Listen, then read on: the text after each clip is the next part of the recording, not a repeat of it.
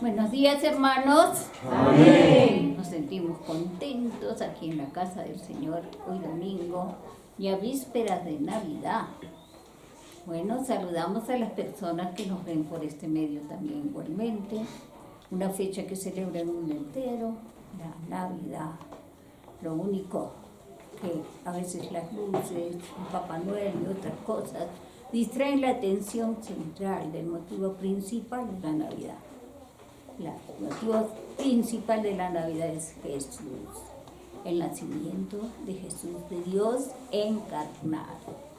Así es, hermanos, lo que celebramos es que Dios, en su gran misericordia y amor, mandó a su Hijo unigénito, se hizo hombre para cumplir un plan de salvación. Precioso nuestro Dios.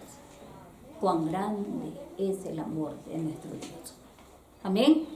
Amén. Pues nos sentimos contentos ahora y pedimos al Señor que nos ayude en esta semana que empieza y que bajo su dirección Él tome nuestras vidas para hacernos como ese vasito nos moldee más a lo que Él desea, a la imagen de nuestro Señor Jesús.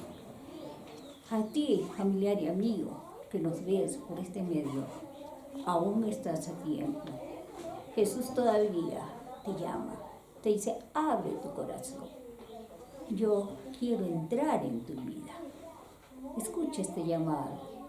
Mañana puede ser demasiado tarde. Después que llega la muerte, nada podrá salvarte. Viene el juicio de Dios. Así es, hermanitos. Tenemos que tener el amor de nuestro Dios en nuestro corazón y sostenernos en estos tiempos difíciles con el amor de nuestro Dios. ¿Sí? Bueno, hoy día tenemos la alabanza, dice, he decidido seguir ¿a quién? A Cristo. Y lo decimos todos, a Cristo. Tienes problemas, un mundo caótico, solo Jesús puede salvarte de todas esas cosas, puede lavarte de tu maldad, porque la naturaleza pecaminosa tenemos todos. Y ese Cristo amoroso murió por todos, por los pecadores también. ¿Para qué? Para traer la salvación. Pero ¿cómo puedes ser salvo? Llegando a los pies de Jesús, arrepintiéndote de tu vida pasada y pidiéndole que Él lave tu corazón y que sea el Salvador, el Señor de tu vida. Amén. Amén. Entonces vamos a entonar con mucha fuerza y con mucha emoción. He decidido seguir a Cristo. ¿Nos acompaña?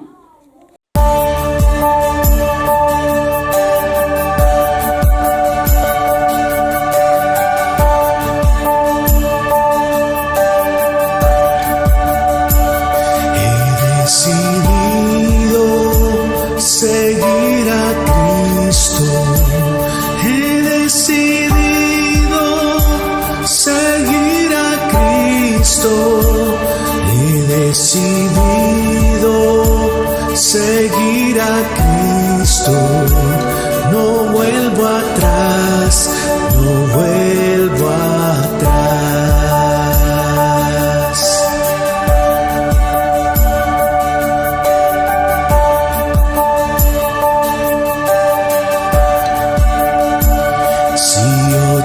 Vuelven, yo sigo a Cristo. Si otros vuelven, yo sigo a Cristo. Si otros vuelven, yo sigo a Cristo.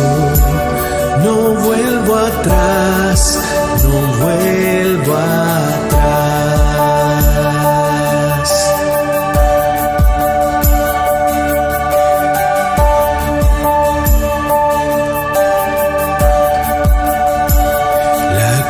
Delante y el mundo atrás, la cruz delante y el mundo atrás, la cruz delante y el mundo atrás, no atrás, no vuelvo atrás, no vuelvo atrás, no vuelvo atrás.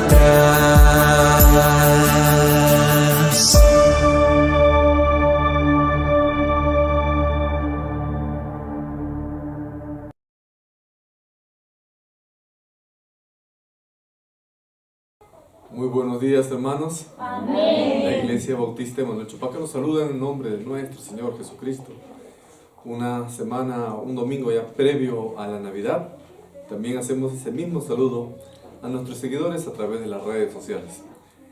La prédica de este domingo titula ¿Por qué Jesús, siendo Dios, se hizo hombre?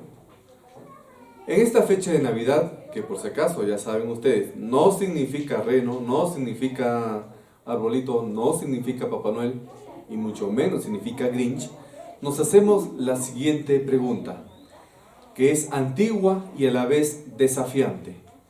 ¿Por qué Jesús, siendo Dios, decidió hacerse hombre? Nosotros en Navidad celebramos el nacimiento de nuestro Señor Jesucristo, pero este no es cualquier nacimiento. Celebramos la encarnación de Jesucristo, porque fue el momento en el que Dios, el Dios eterno, entró en la historia en forma de un ser humano, no como un rey poderoso, sino como un niño frágil, envuelto en pañales y acostado en un pesebre. Es importante recordar que Jesús, siendo Dios Hijo, no comenzó a existir en Belén. Cristo no es un ser creado. No vayan a pensar que Cristo nació en Belén hace más de 2000 años y ahí nomás empezó su existencia. No, Jesús es eterno. Desde el principio, mejor dicho, no tuvo ni principio ni tendrá fin. Jesús creó todo el universo.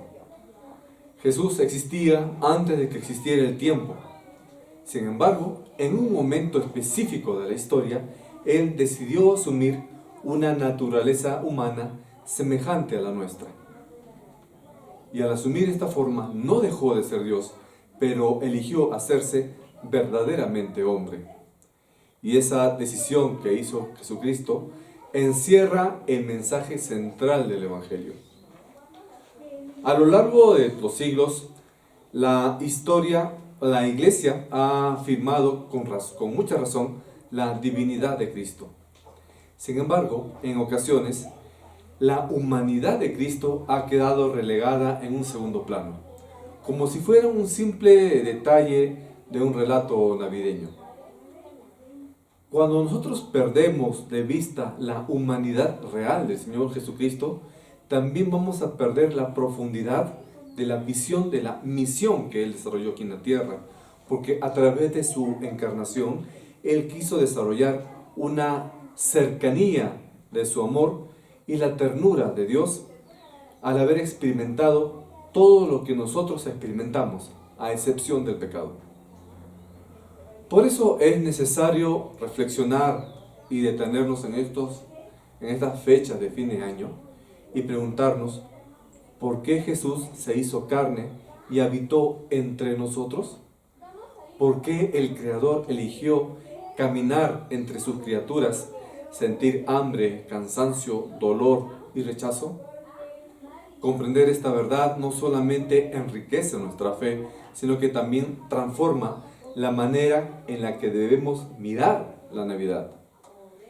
Porque en el pesebre no vemos solamente a un niño, sino al Dios que vino a buscarnos, a identificarnos, que Él se identificó con nuestra condición y a revelarnos con hechos y no solo con palabras, cuánto Dios nos ama. Vamos a aprender algunas cosas acerca de la encarnación de Cristo con respecto a la Navidad. Lo primero que quisiera enseñarles es lo siguiente.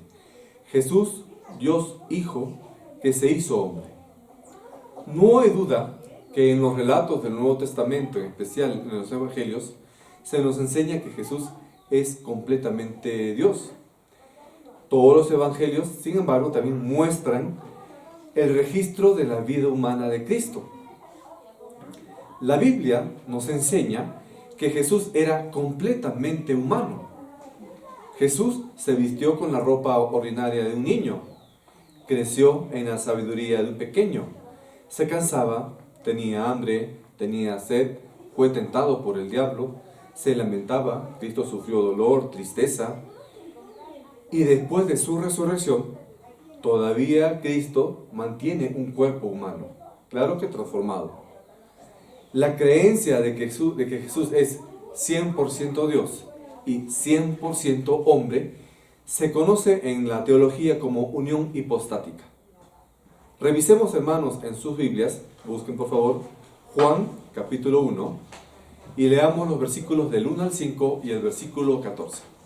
La palabra nos dice: en el principio era el Verbo, y el Verbo era con Dios, y el Verbo era Dios. Este era en el principio con Dios. Miren aquí, todas las cosas por Él fueron hechas, significa todo el universo. Y sin Él, nada de lo que ha sido hecho fue hecho. En Él estaba la vida, y la vida era la luz de los hombres. La luz en las tinieblas resplandece, y las tinieblas no prevalecieron contra ella. Y el 14 nos dice: y aquel Verbo fue hecho carne, y habitó entre nosotros, y vimos su gloria, gloria como del unigénito del Padre, lleno de gracia y de verdad. El Evangelio de Juan nos está presentando acá a Jesús de una manera profunda y equilibrada, totalmente humano y totalmente Dios. No se trata de una figura simbólica ni de una mezcla incompleta de dos tipos de naturaleza, sino de una verdad central de la fe cristiana.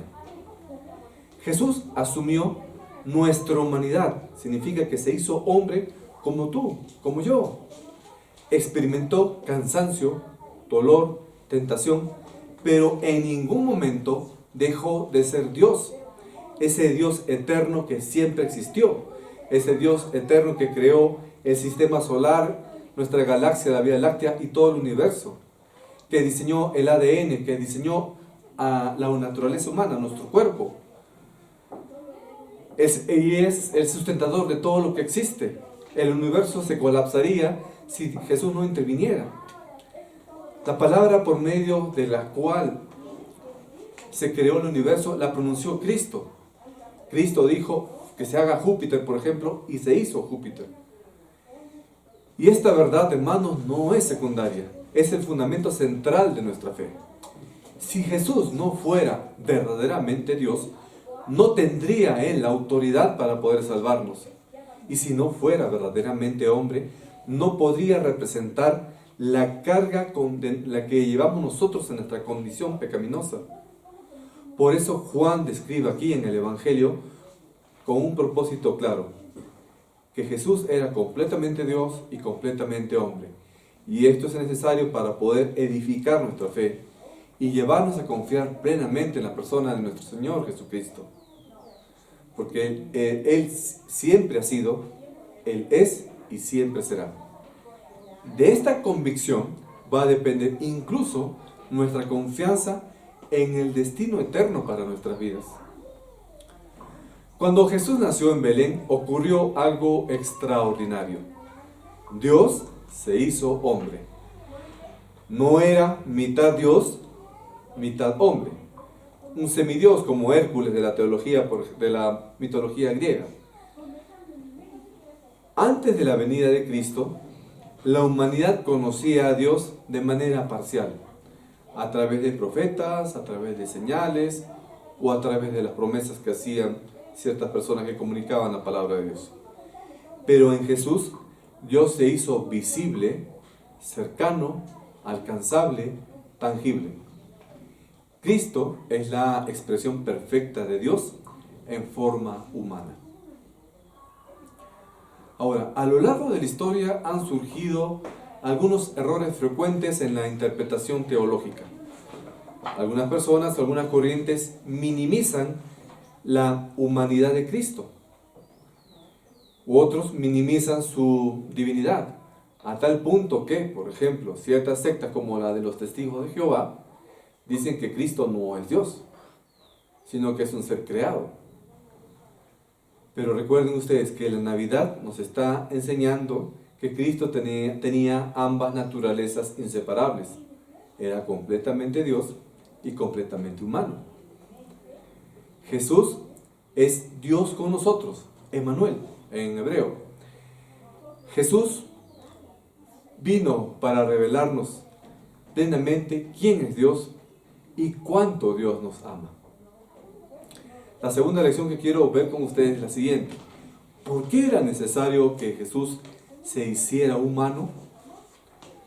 Las aperturas de los evangelios claramente enseñan la concepción inmaculada de Jesús. El hecho de que Él sería llamado santo indica que Jesús estaba libre de pecado, algo que ningún otro ser humano puede decir de sí mismo. Ustedes, si recuerdan lo que menciona el apóstol Pablo en su carta a los romanos, nos dice que por cuanto todos pecaron, no hay excepción ninguna. Yo he pecado, ustedes también han pecado. No hay ninguna persona que pueda librarse de pecado. Jesús se hizo hombre, sí, pero Él no llevó la condición de pecado, justamente porque fue concebido por el Espíritu Santo. ¿Y esto es debido a qué? El pecado entró al mundo por medio de un hombre, Adán.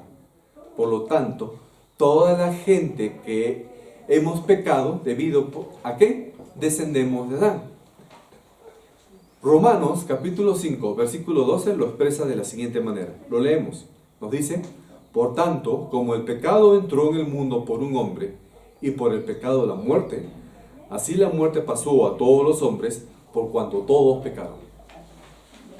Una de las preguntas más frecuentes y también comprensiblemente humana es que cuando nosotros leemos la Biblia es esta: ¿cómo Dios puede declararnos culpables del pecado por algo que hizo Adán hace miles de años atrás?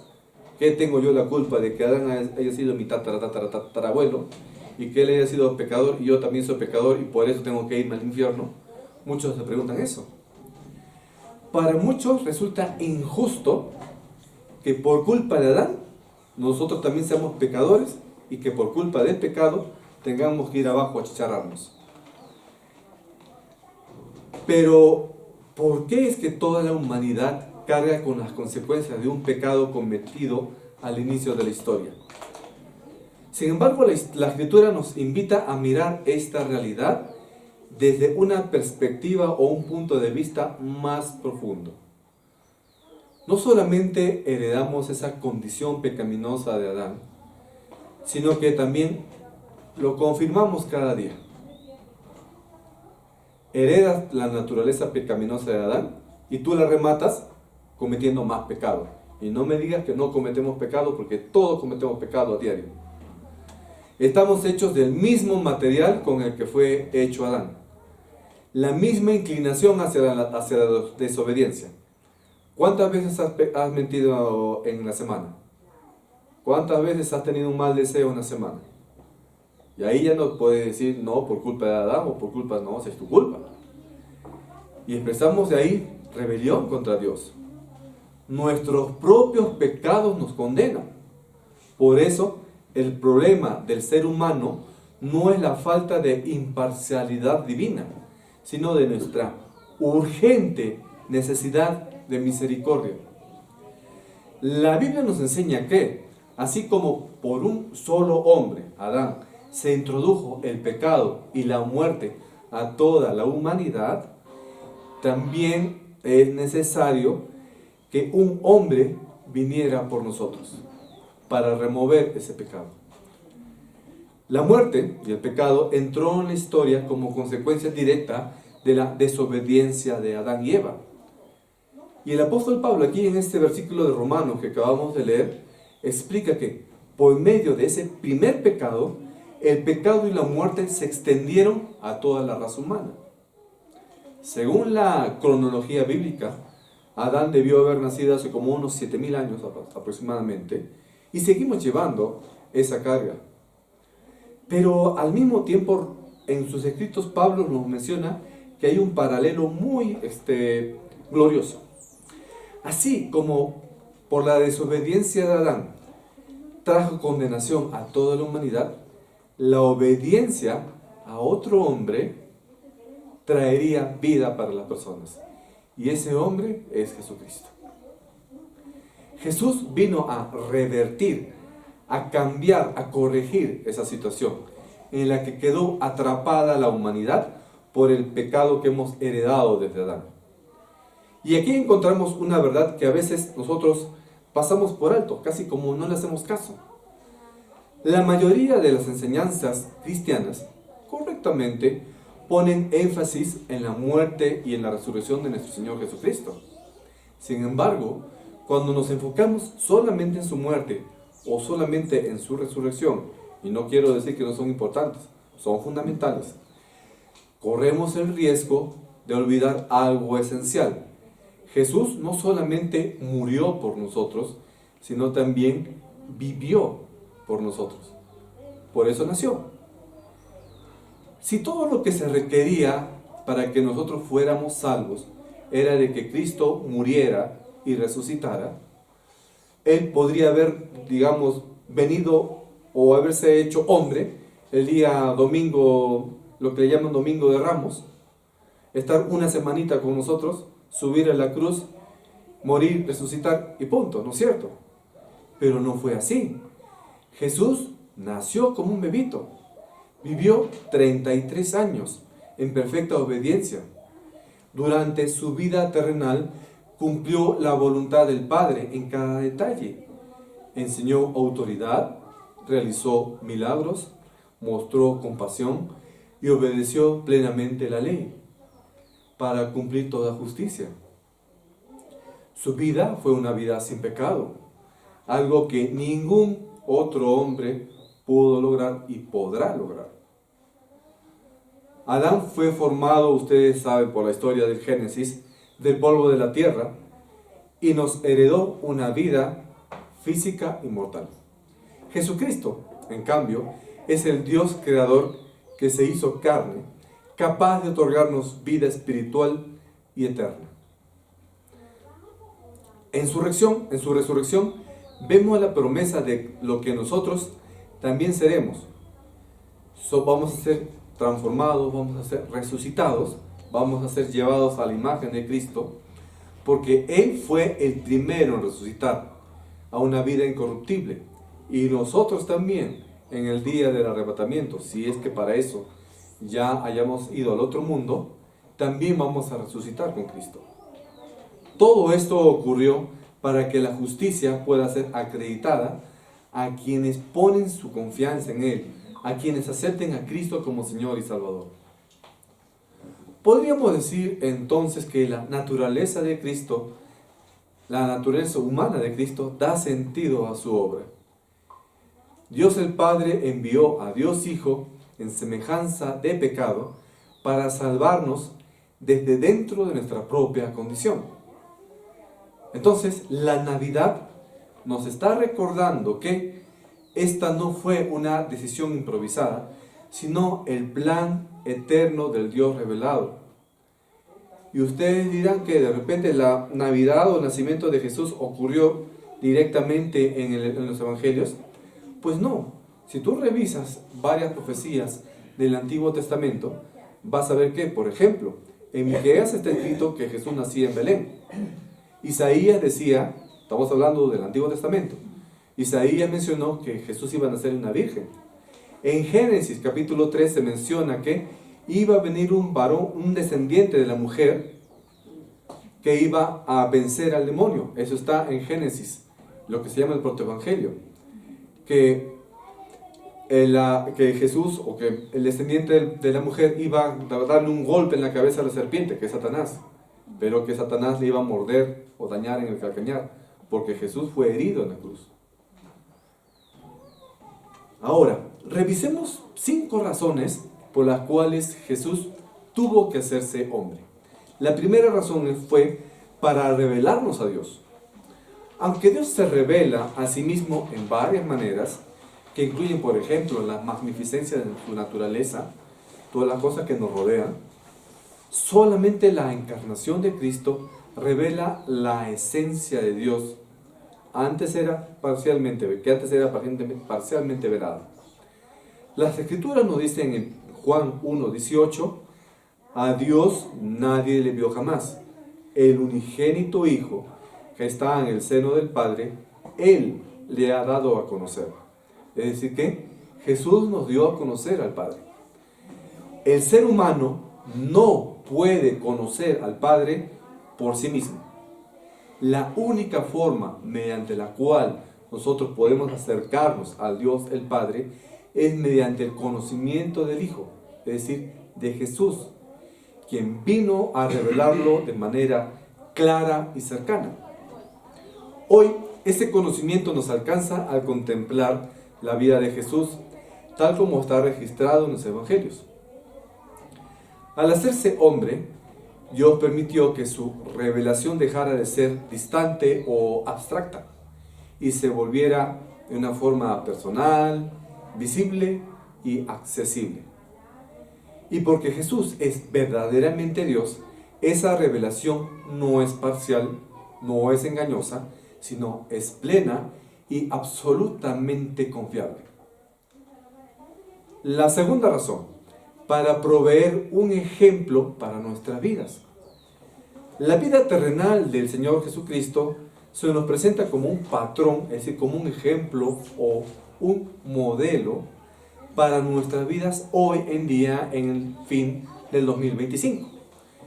En 1 de Pedro 2:21 se nos exhorta o se nos está haciendo la siguiente indicación. Pues para esto fuisteis llamados, porque también Cristo padeció por nosotros, dejándonos ejemplo para que sigáis sus pisadas. Sin la encarnación no tendríamos el ejemplo perfecto que orienta nuestra vida cristiana. Al hacerse hombre, Jesús no vivió aislado de nuestra realidad, sino que experimentó las mismas vicisitudes, los mismos problemas, los mismos contratiempos que cada uno de nosotros padece día a día. Cansancio, incomprensión, desamor, rechazo, sufrimiento, tentación, tristeza, dolor, etc. En medio de todo ello, Cristo, a pesar de todo eso, experimentando lo mismo que experimentamos nosotros, vivió en obediencia, amor y fidelidad al Padre, mostrando de manera concreta cómo se vive una vida que agrada a Dios. El ejemplo de Cristo no era teórico, no fue inalcanzable, es profundamente práctico y cercano. Pero Jesús no solamente nos dejó un modelo el cual tenemos que imitar. Como Dios, Él también concede el poder a seguir sus pisadas. Él no nos llama a una vida que no podamos vivir, sino que, por medio de su gracia y por la fuerza del Espíritu Santo que mora en el corazón del creyente, nos capacita a caminar por el mismo sendero que Él caminó. La encarnación entonces cumple este modelo. Él es un ejemplo y también se convierte al mismo tiempo en la fuerza que nosotros necesitamos para obedecerle. Tercera razón, para proveer un sacrificio efectivo por el pecado. Sin la encarnación no tendríamos un Salvador.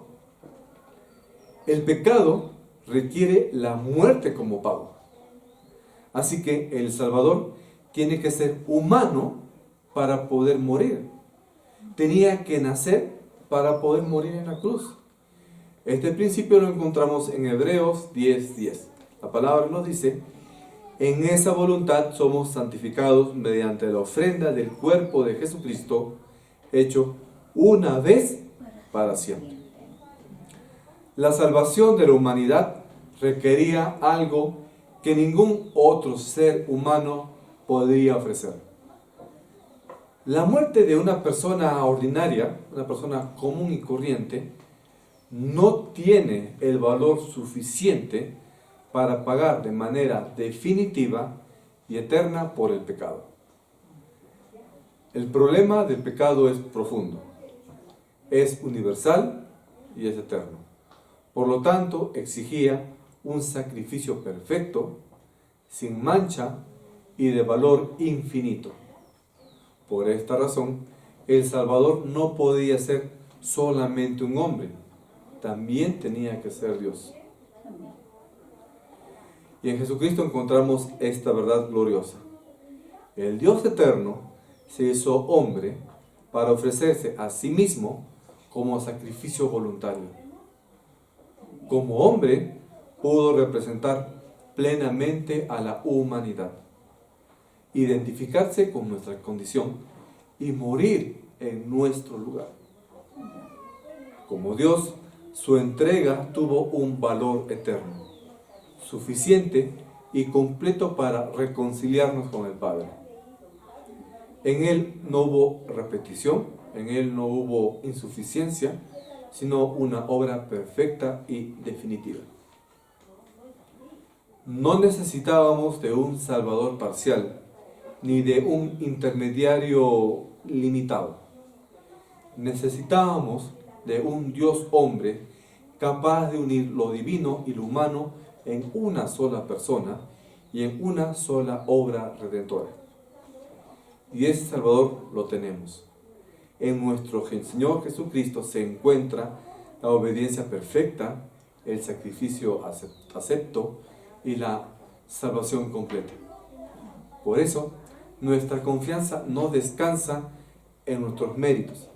Nuestra confianza no está en lo que podamos hacer por nuestras obras. Nuestra salvación no la alcanzamos por ser buenito. No.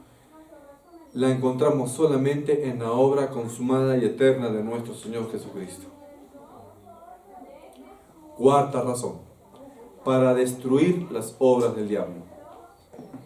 Esto fue afectado por la aparición de Jesucristo. El enfoque es sobre su venida, no sobre su resurrección como se esperaría. Porque, ¿por qué fue necesaria la encarnación para derrotar a Satanás? La Biblia nos explica este fundamento en 1 de Juan, capítulo 3, versículo 8. La palabra nos dice: el que practica el pecado es del diablo, porque el diablo peca desde el principio. Para esto apareció el Hijo de Dios, para deshacer las obras del diablo. Amén. Amén. La misión de Cristo incluyó una confrontación directa con el poder del mal. Satanás venía de ser vencido en el escenario donde ejercía, y hasta ahora todavía ejerce influencia, este mundo que está marcado por el pecado, la mentira y la muerte.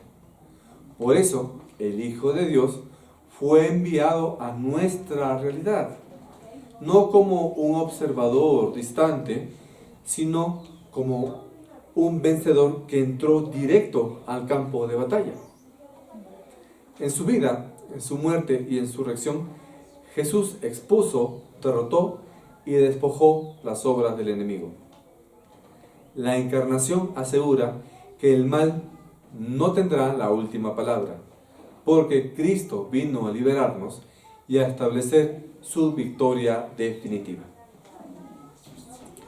Y la quinta razón, para poder ser un juez competente. Aunque la mayoría de personas piensan que Dios el Padre será el juez delante del cual todos tenemos que comparecer, la verdad es que Jesús va a ser el juez.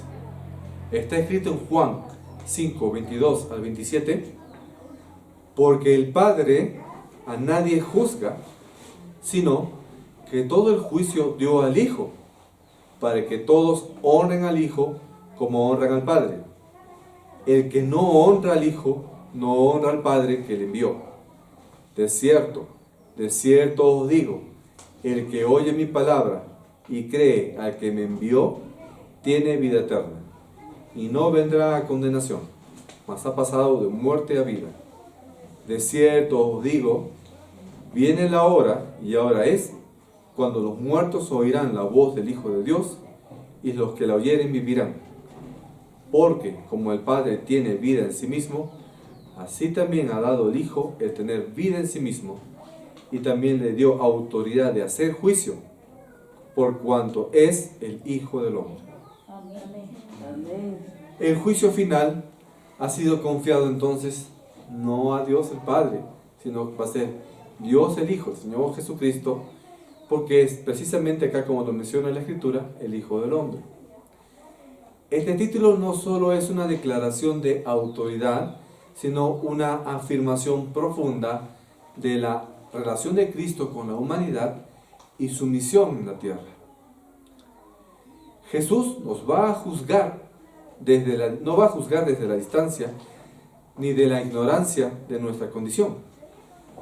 Va a juzgar como aquel que caminó entre nosotros, que conoció nuestras debilidades, enfrentó las mismas tentaciones que enfrentamos nosotros y experimentó de primera mano la realidad de la vida humana. Es necesario que el juez fuera verdaderamente humano para que ninguna excusa pudiera sostenerse delante de él. Ningún ser humano podrá decir que Dios no entiende el dolor. Ningún ser humano podrá decir que Él no entiende nuestra lucha, nuestra presión o la fragilidad de nuestra existencia. Cristo vivió en este mundo sin pecado y demostró una vida en obediencia al Padre, y que esta obediencia es posible. El juicio de Cristo entonces va a ser inapelable, porque se basa en un conocimiento pleno y una experiencia real que Él pudo vivir cuando se encarnó.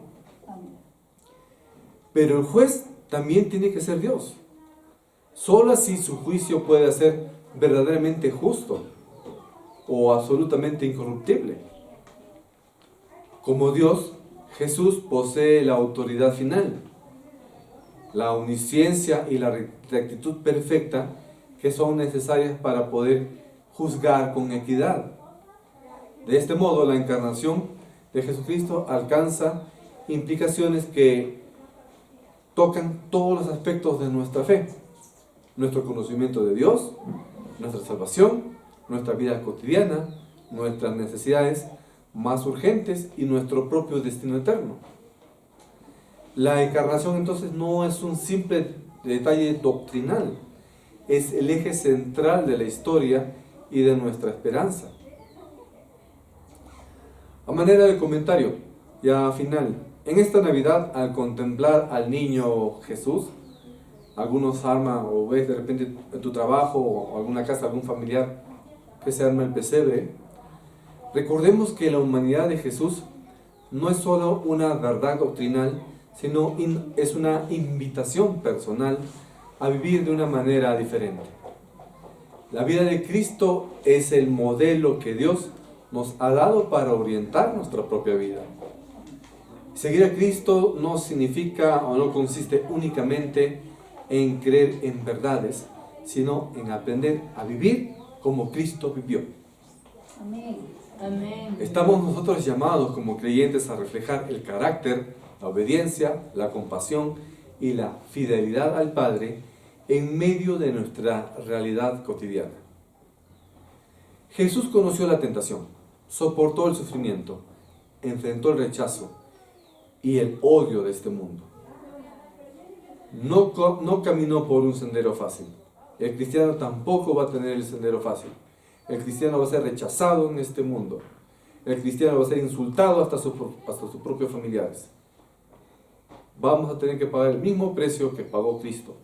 El rechazo del mundo y del enemigo va a ser aún más agudo conforme van adelantando la época.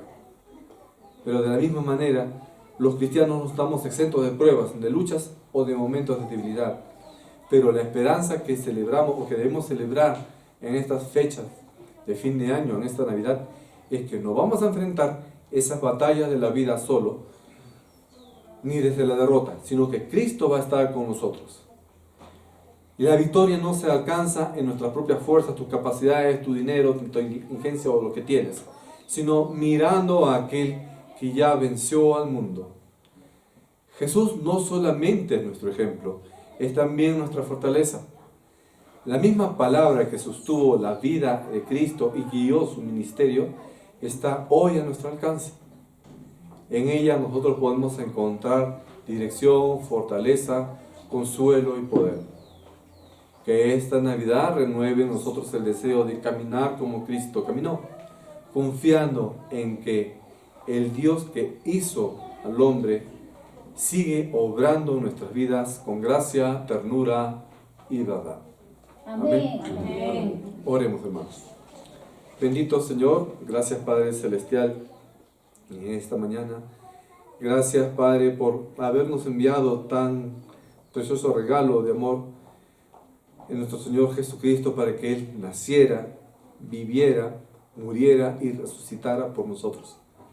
Para que a través de su vida podamos tener un ejemplo de vida a seguir. Para que a través de su vida también podamos tener a alguien que haya conocido nuestra experiencia humana y sepa Él acompañarnos, fortalecernos. Padre, que cada una de las personas que nos escuchan en el templo o a través de los medios de comunicación puedan, Señor, en esta fecha de Navidad, reflexionar acerca del verdadero sentido de esta celebración. El nacimiento de Cristo, la obra de nuestro Señor aquí en la tierra, del inmenso amor que representa, Padre Celestial, su vida aquí, el verdadero sentido de la obra, y que solamente podemos ser salvos a través de aceptar a Cristo como Señor y Salvador. Alcanza, Señor, a los corazones que tanto necesitan de ti en este mundo cada vez más caído. Susténtanos, Señor, y danos a nosotros también, los creyentes, más fortaleza para seguir compartiendo tu palabra. Para ti sea la honra y la gloria. Todo esto en el nombre de Cristo. Amén. Amén.